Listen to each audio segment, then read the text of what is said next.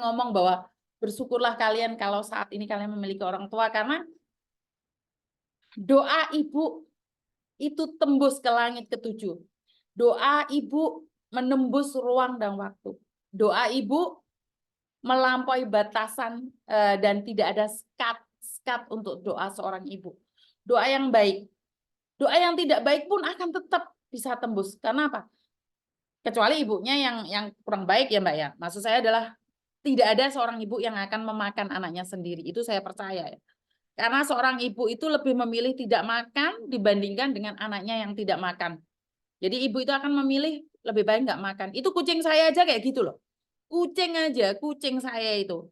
Dia tuh memilih anaknya yang paling kecil untuk kenyang duluan, baru kakaknya. Setelah kakaknya baru ibunya. Jadi ibunya itu sudah keren-keren. Ibu itu makan sego mambu. Ibunya itu makan nasi bekas.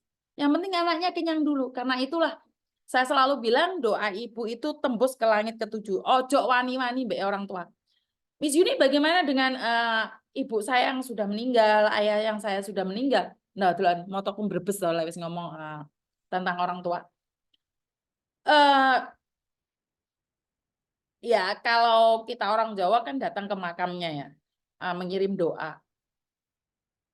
Kita terlalu heboh kemana-mana, datang ke sowan kemana-mana, tapi kita lupa makam orang tua kita tidak di rumah dan kita tidak pernah datang. Itu sebenarnya juga menurut pendapat saya ada yang salah di situ.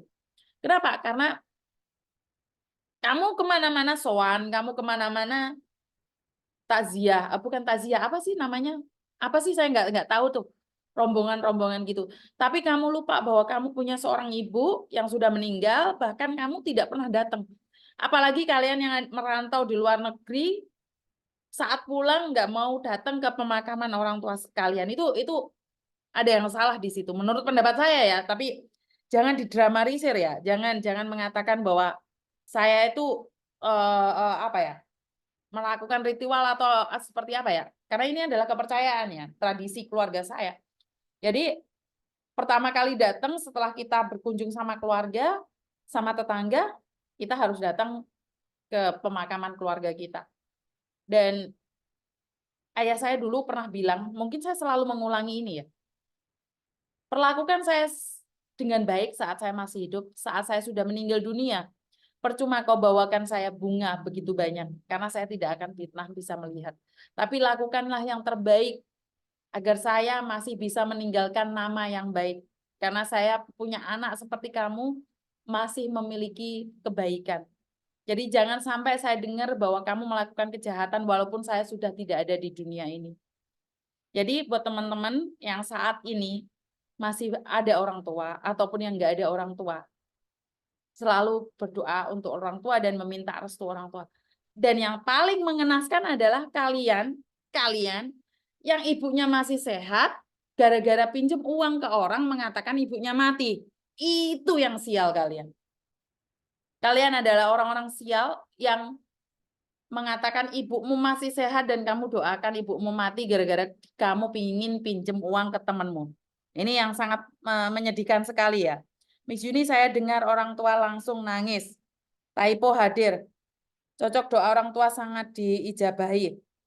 Saya pas pulang nyampe rumah selalu datang ke makam ayah sambung saya, Miss. Meskipun beliau cuma ayah sambung saya, tapi beliau adalah ayah terbaik bagi saya. Amin. Ziarah Miss, ziarah Miss, yo, kuwi gak iso ngomong. Andai saja ibuku masih hidup, iya. Ibu saya masih hidup, masih diberikan kesehatan, saya bersyukur sekali. Karena itu saya tidak ingin menyia-nyiakan beliau, karena banyak sekali anak-anak sekarang itu tidak semua, cuman demi meminjam uang temennya dia mengatakan bahwa ibunya meninggal dunia. Itu yang sangat menyedihkan sekali. Oke, ada telepon masuk biar saya nggak nangis. Lo mati teleponnya, ada diangkat mati. Jadi apa ya? Saya cuma ingin mengingatkan buat teman-teman, jika ibumu masih hidup, cintai ibumu, sayangi ibumu, jangan dibentak-bentak. Saat kamu ditinggal, kamu akan menyesal seumur hidupmu. Jika orang tua beda agama, gimana Miss, sama saja kan? Menurut pendapat saya, perbedaan agama itu adalah perbedaan tumpaan. Kan saya nggak tahu secara agama ya, karena dalam keluarga saya juga terdapat banyak sekali perbedaan agama dan suku. Perbedaan itu menjadi lebih indah saat kita bisa menikmati. Kirim doa sama Tuhan kan tetap satu. Tujuan kita kan surga. Bener nggak sih? Setelah kita meninggal dunia, tujuan kita kan surga. Bener nggak? Saya nggak tahu ya, saya bukan ahli agama ya. Saya cuma ingin bilang bahwa agama Kristen, Islam, Buddha, atau Hindu tujuannya kan tetap ke nirwana, ke surga. Cuman kan beda aja. Kamu naik sepeda, saya naik mobil. Kamu naik mobil, saya naik dokar. Seperti itu kan? Jadi dengan adanya perbedaan itu diizinkan kok sama Tuhan. Ada yang hitam, ada yang putih, ada yang coklat, ada yang abu-abu. Hidup ini penuh warna. Nggak bisa semuanya sama. Benar nggak? Seperti pemilihan presiden saat ini ada 3 kok, ada 3 warna.